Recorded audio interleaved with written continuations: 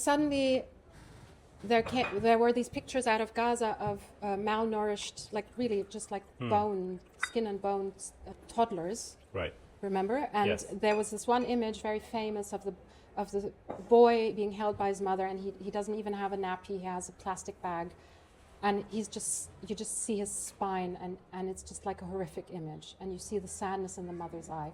And then Germany discusses whether this is a healthy child or whether he has a precondition.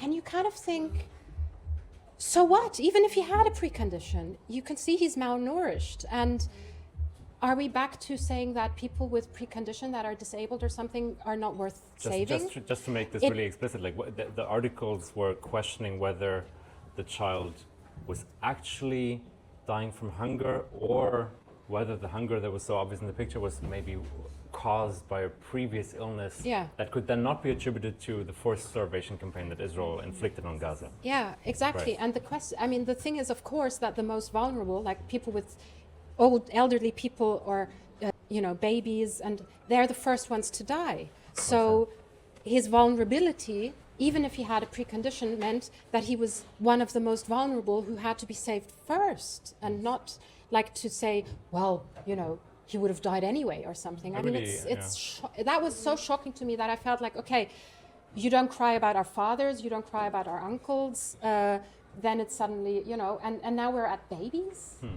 And then I suddenly felt like, okay, so now even babies are not perfect enough for us. Then again, even if, let's assume that the image, this baby in this specific image that was discussed, had a previous illness, we all know that hunger exacerbates illness, right? Yes, so exactly. How can we even isolate these things? Well, the thing is also that a lot of people then said in defense, which is perverse already, that probably it's because of the mother's malnourishment during the pregnancy that the baby was disabled. So, and I just thought, okay, we're not seeing the humans at all anymore, at least not in this discourse.